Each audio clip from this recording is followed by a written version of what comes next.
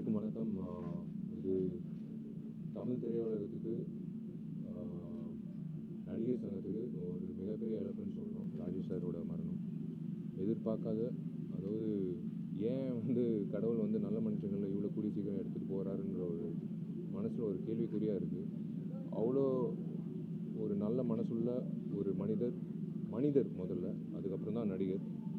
ஒரு சிறந்த நடிகர், எங்களுக்கு ஒரு தூணாக இருந்தவர் நடிகர் சங்கத்தில். இவரை பற்றி சொல்லணுன்னா ஒரே ஒரு விஷயந்தான், எந்த ஏஜ் குரூப்பாக இருந்தாலும் அந்த ஏஜ் குரூப் இறங்கி பேசி அவங்களோட உரையாடி அவரோட நாலேஜ், அவர் ஒரு நடமாடும் என்சைக்ளோபீடியா தான் சொல்ல முடியும். அவர்கிட்ட இருக்கிற நாலேஜ் எந்த டாப்பிக்காக இருந்தாலும், அது சினிமா மட்டும் இல்லை, இது அரசியலாக இருக்கட்டும், லிட்ரேச்சராக இருக்கட்டும், எந்த ஒரு விஷயமாக இருக்கட்டும், அவர்கிட்ட பதில் இருக்கும். அது நாங்கள் கேட்கும்போது எங்களுக்கு அவரோட அதிகமாக டைம் ஸ்பெண்ட் பண்ணணுன்னு ஆசை இருக்கும். நாங்கள் சில நேரத்தில் நோட் பண்ணிப்போம் அவர் பேசுகிறது, எங்கிட்டேயாவது நம்மளுக்கு பயன்படும்ட்டு. இன்றைக்கி அவர் இல்லைன்றது உண்மையிலே நம்ப முடியல.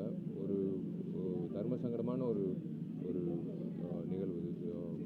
திடீர்னு கேட்கும்போது கன்ஃபார்ம் பண்ணிக்கிட்டோம், இது உண்மையிலே ராஜேஷ் சார், நடிகர் ராஜேஷ் சார்.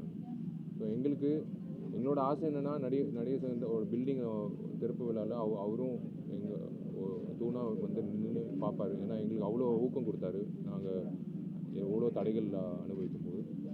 அதே சமயத்தில் may soul rest in peace, my deepest condolences. And அவங்க ஃபேமிலிக்கு கடவுள் உண்மையிலே ஸ்ட்ரென்த்து கொடுக்கணும். இந்த நேரத்தில் அவரோட பையன் கூடிய சீக்கிரம் அவர் நடித்த படம் ரிலீஸ் ஆக போகுது. அவர் ஆக்சுவலாக கல்யாணம் நிச்சயதார்த்தம் இன்னும் 4 நாளில். பட் ஓகே, ஒரு நல்ல ஒரு தேதி ராஜேஷ் சார் பிடிச்சி வச்சுருக்காருன்னு தான் சொல்ல முடியும். ஐ வுட் சே ஒரே ஒரு விஷயந்தான், குடும்பம் ஸ்ட்ராங்காக இருக்கணும். அந்த தம்பி இனிமேல் அவன் தான் ஸ்ட்ராங்காக இருந்து திலீப் சினிமாவுக்கு தீபக்குன்னு பேர் மாற்றிருக்கான். திலீப் கூட இருந்து இந்த குடும்பத்தை நல்லபடியாக பார்த்துக்கணுன்னு சொல்லியிருக்கேன். நாங்களும் இந்த குடும்பத்துக்கு ஏதோ பார்த்துட்டு போகணுன்றது இல்லாமல் லைஃப் லாங் இந்த குடும்பத்துக்கு உறுதுணையாக அவங்களுக்கு ஒரு பக்கபலமாக இருக்கணும்னு நாங்களும் ஆசைப்படுறோம். ஏன்னா எங்களுக்கு கூட நாங்கள் எங்களுக்கு ஒரு அப்பாவாக இருந்திருக்காரு.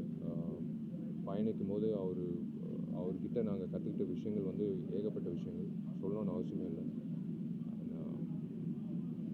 நடந்துருக்கூடாது, பட் ஓகே, அது விதி, அவ்வளோதான் சொல்லணும். நன்றி.